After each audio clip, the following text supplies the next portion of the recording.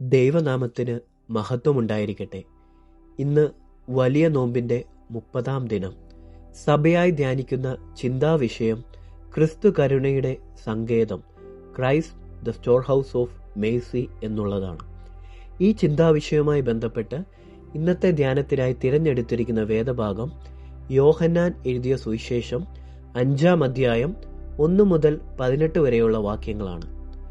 ബെഥേസ്ത എന്ന കുളത്തിനരികിൽ 38 വർഷമായി രോഗിയായിരുന്ന ഒരു മനുഷ്യനെ യേശു സൗഖ്യമാക്കുന്നതാണ് വേദഭാഗം. അവിടെ അനേകം രോഗികൾ വെള്ളം കലങ്ങുമ്പോൾ ആദ്യം ഇറങ്ങി സൗഖ്യമാകുവാൻ കാത്തിരുന്നു. 38 വർഷമായി ആരും സഹായിക്കാൻ ഇല്ലാത്ത ഈ മനുഷ്യനെ ആ വലിയ തിരക്കിനിടയിലും യേശു കണ്ടെത്തുന്നു. ഒരു വാക്കുകൊണ്ട് അവന് സൗഖ്യം നൽകുന്നു.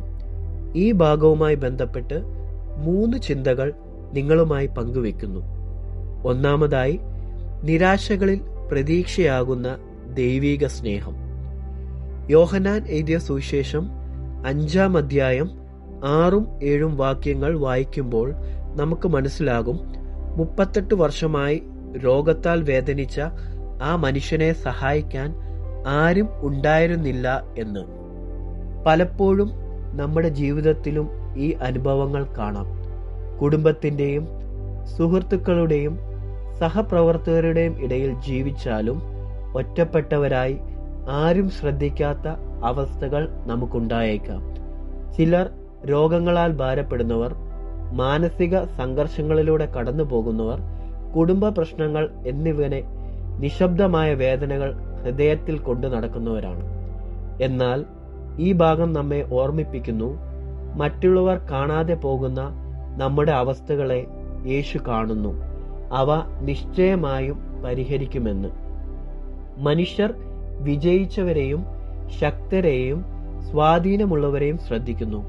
എന്നാൽ ക്രിസ്തുവിന്റെ ദൃഷ്ടി ദുർബലരിലേക്കും സമൂഹത്തിൽ മാറ്റി നിർത്തപ്പെട്ടവരിലേക്കുമാണ്. മനുഷ്യരുടെ കാഴ്ചയും ദൈവത്തിന്റെ കാഴ്ചയും ഒരുപോലെയല്ല. മനുഷ്യർ പലപ്പോഴും മറ്റുള്ളവരുടെ വേദനകളെ അവഗണിക്കുമ്പോൾ ദൈവം വേദനിക്കുന്ന ഹൃദയത്തെ ചേർത്തു നിർത്തുന്നു. ഈ നോമ്പ് കാലത്ത് ക്രിസ്തു നമ്മെ വിളിക്കുന്നത് അവന്റെ കരുണ സ്വീകരിക്കുവാൻ മാത്രമല്ല, വേദനിക്കുന്നവരോട് കരുണ കാണിക്കുവാൻ കൂടിയാണ്. രണ്ടാമതായി, മനുഷ്യ സംവിധാനങ്ങൾക്കതീതമായ ക്രിസ്തുവിന്റെ സൗഖ്യം. 5-ാം അധ്യായം 8-9 വാക്യങ്ങളിൽ യേശു ആ മനുഷ്യന് സൗഖ്യം നൽകുന്നതായി കാണാം. അനേകം വർഷങ്ങളോളം രോഗിയായ ആ മനുഷ്യൻ മറ്റു രോഗികളും വിശ്വസിച്ചിരുന്നത് വെള്ളം ദൂതൻ കലക്കുമ്പോൾ കുളത്തിൽ ആദ്യം ഇറങ്ങുന്നവർ സൗഖ്യമാകുമെന്നാണ്. അതുകൊണ്ട് തന്നെ ആ മനുഷ്യനും അങ്ങനെ തന്നെ കരുതിയത്. ആ കുളത്തിന്റെ സംവിധാനത്തിലാണ് തന്റെ ഏക പ്രതീക്ഷ എന്ന് വിശ്വസിച്ചു. എന്നാൽ യേശു ഇവിടെ വെള്ളം ഉപയോഗിക്കാതെ സംവിധാനങ്ങളെ മാറ്റി നിർത്തി ഒരു വാക്കുകൊണ്ട് അവന് സൗഖ്യം നൽകുന്നു. ദൈവം മനുഷ്യരുടെ പ്രതീക്ഷയേക്കാൾ വ്യത്യസ്തമായിട്ടാണ് പ്രവർത്തിക്കുന്നത്.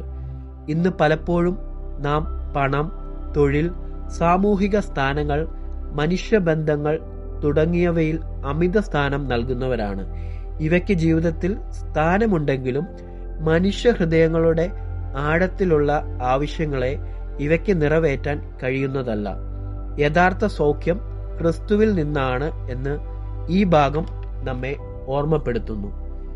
ജീവിതത്തിൽ നാം പരാജയപ്പെടുമ്പോൾ, വേദനിക്കുമ്പോൾ, ബെഥേസ്തയിലെ മനുഷ്യനെ പോലെ ഒരിക്കലും സംഭവിക്കാത്ത കാര്യത്തിനായി കാത്തിരിക്കുന്നവരായി തോന്നാം. എന്നാൽ ദൈവത്തിന്റെ കരുണയും കൃപയും അപ്രതീക്ഷിത സമയങ്ങളിൽ വഴികളിലും നമ്മിലേക്ക് എത്തിച്ചേരുന്നു. ഈ നോമ്പ് കാലം നമ്മെ ഓർമ്മപ്പെടുത്തുന്നു, ദൈവശക്തി നമ്മുടെ ജീവിതത്തിലെ എല്ലാ പരിമിതികളെയും മറികടക്കുമെന്ന്. മൂന്നാമതായി, പുതുജീവിതത്തിലേക്കുള്ള ക്രിസ്തുവിന്റെ ക്ഷണം. 5-ാം അധ്യായം 14-ാം വാക്യത്തിൽ യേശു ആ മനുഷ്യനെ ദേവാലയത്തിൽ വെച്ച് കാണുന്നു. സൗഖ്യം നൽകിയതിനു ശേഷം വീണ്ടും അവനെ കണ്ടപ്പോൾ അവനോട് സൗഖ്യം ശാരീരികം മാത്രമല്ല എന്നും അത് ആത്മീകമായ മാറ്റങ്ങളിലേക്ക് നയിക്കണമെന്നും ഓർമ്മിപ്പിക്കുന്നു. ഈ കാര്യം മനുഷ്യ ചിന്തകളുമായി വ്യത്യസ്തമാണ്.